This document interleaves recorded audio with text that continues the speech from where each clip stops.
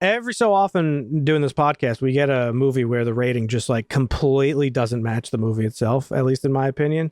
Like, are people getting paid for good reviews? Like, we've talked about this before, and there was some like proof of such things happening on Rotten Tomatoes. Reviews are always to be taken with a grain of salt, but if people are getting paid, where do we sign up? Because I could be bought. Someone contact me, email me. I could be bald. I genuinely don't understand how this movie has such high praise on all the review sites. Something's not adding up. So let's talk about it and whether it's like this flawless gem that apparently everybody watched. Tim and Millie, Dave Franco and Allison Brie, they're a couple. They live in a city and they're years into their relationship, almost a decade. The movie explicitly tells you into their relationship. Tim and Millie find themselves at a little bit of a crossroads, and they're going to move out into the country so that Millie could take a job as a teacher in this small town. We're presented with like this kind of tension in the relationship because she decides to do something cute and propose to him in their going away party in front of all their friends and loved ones. And when they move out to this remote town somewhere, they're hiking in the woods and they fall into a sinkhole in the ground where a previous couple has gone missing, which we see in the cold open of the movie. They drink mysterious water because, you know, that's what Bear Grylls would do. Bear Grylls would not drink that raw water. He would boil it or filter it or do a million and other things. I didn't hate this movie. It was like a cool watch for me. It was a letdown, though, even though I enjoyed it. And maybe that was just partly due to having seen the trailer in theaters. It kind of can have that effect sometimes where it might make the movie seem better than it is. I don't know if you guys hate it when a trailer overhypes a movie and you're excited for it and it's not even what the trailer was like. 9-day difference. I hate it. That's my whole life. I don't know about you guys. I didn't watch this trailer and get excited for the movie. I just don't like body horror. I think that's what it boils down to. Oh. And it's not because it's shocking or gross or anything. It's just like they're always stupid movies. I'm just trying to remember some of the stupid stuff. Don't worry, I got them listed for movie. You. Yeah, we can go over that later. Yeah. How about you, Dusty? What'd you think this one? I'm kind of with you. Body horror is not my thing. I thought this had some good potential and some good direction it could have gone in, but I feel like it faltered from just terrible writing. It is what it felt like. Just and maybe like I try to talk this one up every time, but the stupid decisions or indecisions that happen in horror movies sometimes, like, oh my God, our legs are stuck together. What the fuck? It's probably just mildew. Like, what the fuck? And then I'm going to have a weird episode in the shower and I'm just going to hide it because I think I'm going crazy. Like, I get the whole codependency and the anxiety. Don't be in a relationship that long. Like, if you're in a relationship that's bad, that it's that bad and you've been in it for 10 years, you're not living the life you should be living. Get out. That's the best takeaway from the movie. Yeah. Is it though? And I'll explain why.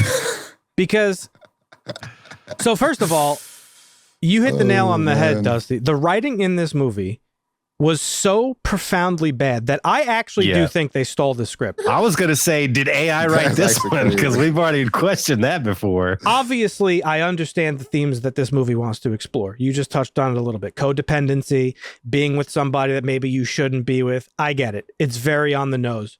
But that whole premise that you're trying to tell the audience hinges 100% on the chemistry of the two actors. And I'm sorry, these two had zero chemistry. Oh yeah, that was pretty real bad. Life couple, by the way. Yeah, they felt like they felt like they literally didn't know each other at all. Their chemistry was so bad that I wasn't sold on either that they were a couple in a toxic relationship, maybe forcing themselves to be with each other because they're scared of being alone or whatever. And I certainly didn't believe that they were like a happy couple. And Dusty just said they're married in real life, which makes it even worse that their chemistry in this movie is so fucking bad. And that only boils down to direction and writing. Brie Larson's not a bad actress. Dave Franco's especially bad in this. That guy, his acting range is like various levels of being out of breath. Like he's just always exaggerated. It's his voice, man. It's his voice. It's his voice. I know you can't. No, every line control your voice, but like, dude, every line of dialogue starts with like he's just, I don't get it. I don't know why he does that. He's just hurt. He's hurt. He's hurt. God. So like, He's hurt bad. I guess on some level, the point was for them to not have chemistry, but that would be a really big reach of me just sort of like just scraping the bottom of the barrel to try to give this movie a little bit of credit. So again, I think it's just that the writing's like really bad. Like now here's a for instance, right? They fall into this cave that is not a normal cave, very bizarre fucking cave, right? With a sinkhole and a hole in it that looks like an asshole in the earth. And there's like church pews scattered in the walls And bells, and a bell. And they're just like, let's just stay here for the night because it's raining out. Looks fine. Take a Oh, nap. Who I'm cares? thirsty. What would Bear Grylls do? I know. He would just slurp this water for no reason whatsoever. Like when it's raining outside and you could literally stick your fucking cup up into the hole and collect rainwater, he decided to drink water from a mysterious hole in the earth. And of course, drinking the magic water is what causes this issue that happens in the movie where the two become magnetically drawn to one another. Their bodies are beginning to merge and they're trying to resist it. There's another point in the movie. He tells her like what is literally the most traumatic story a person has ever told another human being ever in the history of life itself. How like it's just an outlandish story. He's like they move in, he smells some smell and he's like, oh yeah. I know exactly where it is. He reaches up into the ceiling and pulls out a dead rat. And she's like, oh, how did you know where that smell was coming from? And he's like, it's something I don't really talk about much. But when I was younger, there was a rat in my ceiling. And I was living with the smell for so long that I got used to it. The lad was cooking it. Yeah, the light was cooking it. And then I came home one day from God knows where, and my dad had been dead for several days. And he was just, his corpse was in bed, and my mom was just sitting there staring at me. It was like, what the fuck? What is happening? This came from nowhere. Came from Where did nowhere, it was so random. went nowhere. It made no sense. And one of the more like believable redeeming scenes for me through the whole movie is when they had the awkward dinner conversation with the neighbor where like they're kind of bickering at each other. Like that felt like a couple that was kind of bitter with each other. And that kind of argument or conversation could come up when a stranger's around. Like you're taking these like low level, subtle jabs at each other. Okay, this is believable. I get this. Like, but Yeah. the rest of it was just like, what the fuck are they doing? Like your dick got stuck inside of her and you're like, oh, that's just normal. You know, it's been a while. Like what? Yeah, that What? was wild. And so that's the plot, folks, is that there's this, the cave was a church that belonged to this like cult in the woods that like worship this fucking thing that Plato talked about, I guess, where like couples are Yeah. like the universe creates you as one, but like you get split apart or something. I don't know. So I don't know. This- yeah, who fuck knows? It's just uninspiring and Yeah, unoriginal. it's lazy. And like, what the fuck are we doing? The guy in the What stand are in we the corner doing? watching her. Oh, you've been chosen. It's you've been chosen to be happy. You Out of nowhere. it's really lazy is what it is. It's lazy Yeah. writing because, you know, obviously again, when we talk about it a lot, when you watch a horror movie, you have to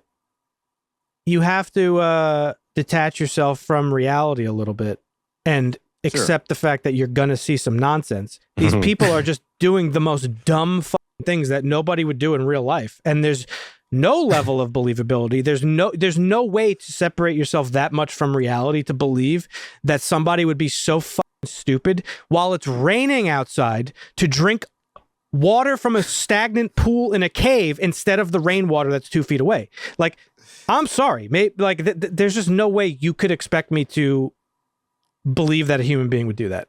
I wish they kind of explored the supernatural element of it. That would have made it a little more interesting, but they didn't at all. There was the one point where he's got the knife in his back of his pants, and you're like, okay, wait, is he gonna self-sacrifice and kill himself, or is he gonna stab her in the neck and save himself? Like, I 100% thought he was going to kill her.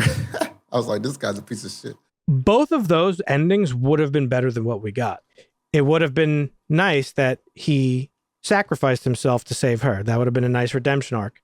Alternatively, had he killed her, it would have been like a fucking cool like horror movie ending of like, wow, this guy was a real piece of shit, and that sucks for Yeah. her. Why were they the chosen ones when, like you said, they had almost no chemistry? Why not? They were on the verge of breaking up. It's not like they were like love. Well, I mean, I guess I don't know. Why not? You know, like I'm trying to like a love at first sight. They weren't type of deal passionately where in it's love like- with each other. Yeah. We're doing Yeah, what we're like it doing. wasn't anything like that. to This me. is like It was- a pitch meeting video where the producer's like, why would they be the chosen one when they have no chemistry? And the writer's like, because.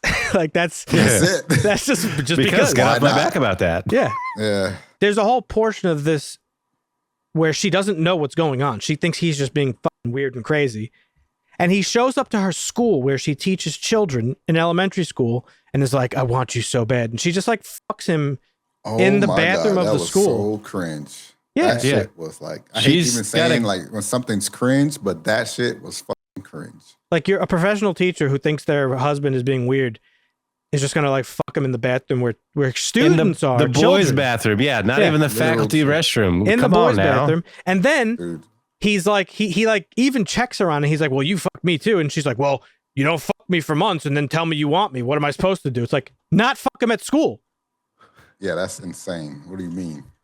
Ah. That they must have got some like Zack Snyder consultation on that or something. Like, that's some weird. Some Yeah, they called up Zach. They phoned a friend. Zach was like, Like, yo, what should we do here? Oh yeah, they should for sure fuck in the kids' bathroom. All right, got it. Run it. and show her tits later in the movie, and also his stretched dick. Yeah. So I don't know, man. This movie was just this suffered from really, really bad and lazy writing. Like you said, maybe they did steal the script, and because like I think I would felt like they had no idea what they were fucking doing. no idea. And again, that's just speculation. I can't say one way or the other. But what I can say is that Yeah. this did not feel like a movie that like had a cohesive vision on it. The side plot with the dad with the parents was like so fucking random for no reason.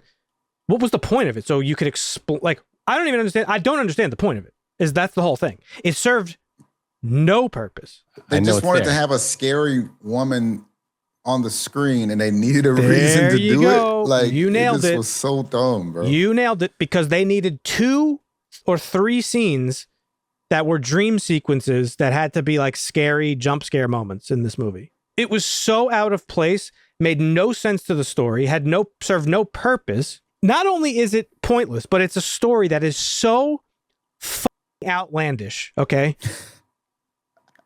So outlandish. You're going to tell me that this didn't come up once in your 10-year relationship? Hey, babe, I just want you to know I walked in on my dead dad in bed with my mom smiling weird and creepily. Mhm.